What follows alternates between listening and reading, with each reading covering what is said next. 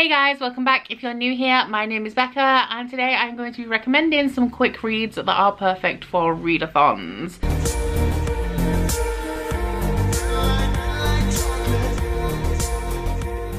Now, I do not typically read short books, and it's not a rule that I have, but it is very likely if I read something that is under 300 pages, most of the time under 400 pages, it's not going to become a new favourite. And I typically don't love faster paced books either. So the recommendations you are going to get in this video are books and genres that you probably won't associate with me. I do find that I tend to read books quicker when they're not my usual genre. One reason for that is that I typically read fantasy, especially adult high fantasy or adult epic fantasy, and they generally just tend to be really large and quite slow. But another reason is that I find when I'm reading outside of my comfort zone, the story feels more fresh because I'm not as familiar with the common like themes and tropes and writing styles, so they always seem a little bit more exciting to me. So I think there's only one book in this video that is particularly short, but the rest of them, even though they may not be all that small, I have devoured them in a very short period of time. So while this is not my primary goal of making this video, I do have a 48-hour readathon coming up, which is going to be completely live on YouTube. Part of the readathon is that you don't get to know all of the prompts as they are revealed as the readathon is ongoing, but I can confirm, and I didn't do this on purpose either, but every book I'm going to recommend to you in this video will fit for at least one prompt that is going to be coming up in that 48-hour round of the Bookathon. So if any of these sound interesting and you would like to give them a try, I can confirm that you will be able to read them if you so choose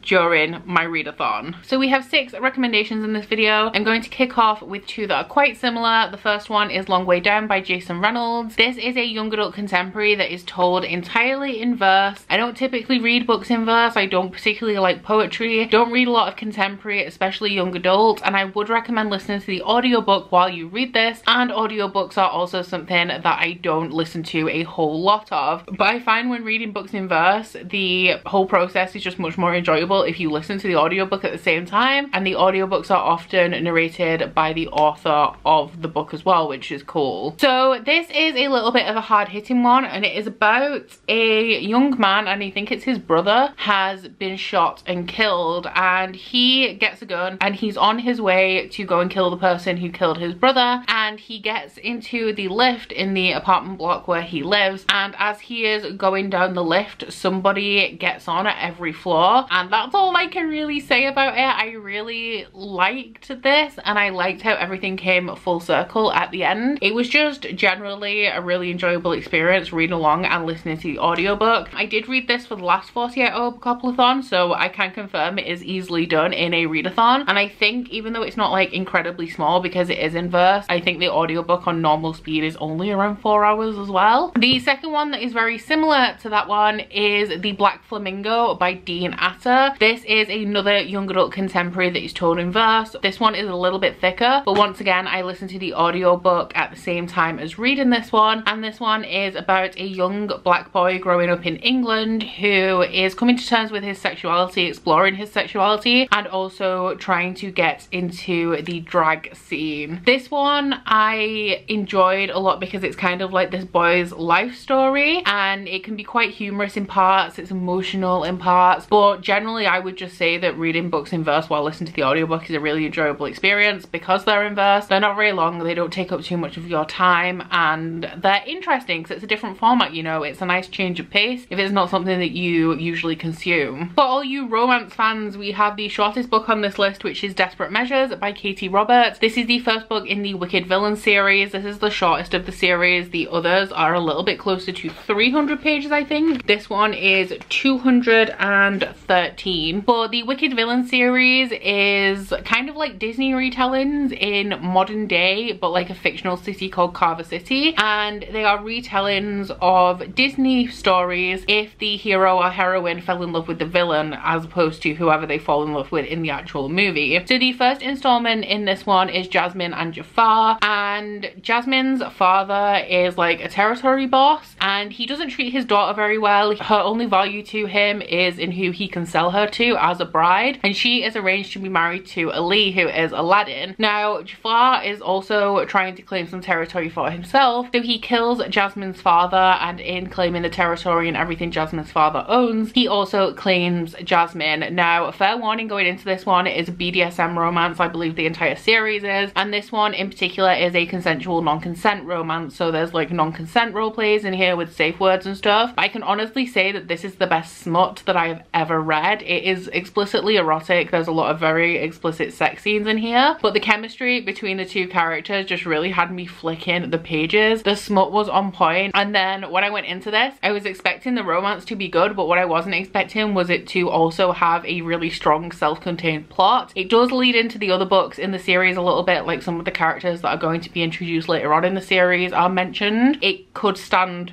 on its own, and I just thought that it was really well done. I always find that I tend to read thrillers quite quickly, and one that I listened to the audiobook of, this is another one that's great for audio, is Sadie by Courtney Summers. This one is a young adult thriller. It's told in two perspectives. The first one is the perspective of a young girl called Sadie. I think she's 17. I did read this like 2.5 years ago now, I think. And the other perspective is a guy who runs a podcast for missing girls. So Sadie's sister is murdered, I believe, and Sadie is looking for the man who murdered her sister to seek revenge, and the guy who runs this missing persons podcast is following in Sadie's footsteps, trying to find out where Sadie went, because Sadie went missing when she went to look for the man who killed her sister. There is one thing that I don't like about this book, and I'm not going to say what it is. It does concern the ending, but if you guys have been subscribed to my channel for a while, you may know that I don't like a particular type of ending in any book, but it's most common in things like thrillers, and this does have that particular type of ending. But I just found the audiobook to be thoroughly captivating. The podcast chapters were on point. Now I will admit that when I listened to this, while I did do it in one day, it was a day that I drove to Liverpool and back to go to a Laini Taylor sign-in, and there were a lot of obstacles in my way on the way back. There was a lot of roadworks and things, so my way back was longer than it should have been. I did listen to this on single speed because I was driving, and when I'm driving, you know, I do have to at least moderately pay attention to the road. So I listened to it for a good few hours, but I was just so captivated. I thought that the mystery in here, which is like where has Sadie gone, to be extremely compelling and just kept me listening. And the added like full cast element of this with the podcast that was produced kind of like it is a real podcast was just extremely entertaining to listen to. My second thriller is one of my favorite books. I don't currently have a copy because I lent it to Ashley, but that is You by Caroline Kepnes. Now this is a chunky book, and I wouldn't say it's particularly fast-paced, but I read this in 2 days, which isn't incredibly fast, but I don't often read books in 2 days. My maximum limit is normally 150 pages a day, and that is pushing myself, but I absolutely devoured this. So this is told in second person, so it is as though the narrator is addressing you. So it will be like, you walked the shop, you got on the train. And we are reading from the perspective of this man called Joe, who seems like a lovely guy. He works in a bookshop, and one day a young woman walks into the bookshop where he works, and he quickly becomes obsessed with her and starts to stalk her. So the reason I adore this book is because it puts you in the mind of Joe, and it is such a conflicting space to be, because it is quite creepy in the narrative of it seeming like he's addressing you, but at the same time, because you're in his head, because you're following his thought processes, you kind of get behind what he's doing, like you know his motivations. Some of them seem quite reasonable. Some of the emotions that he has are emotions that you can relate to, and I found him to be an incredibly relatable character to be in the mind of, even though he is a stalker. So I also liked that it really makes you think about the fact that you're empathizing with this guy who seems like a stand-up guy but really isn't, and just the way that whole thing unfolded. So definitely on the compelling factor, this one is way up there, and I could just not stop turning pages. And the final book I have to recommend to you guys today is Turtles All the Way Down by John Green. This one's a young adult contemporary. I read this in a day. Didn't even intend to read it so quickly. It is 300 pages, 218 maybe 5, but I was just obsessed. I could not stop when I started. And this is following a teenage girl who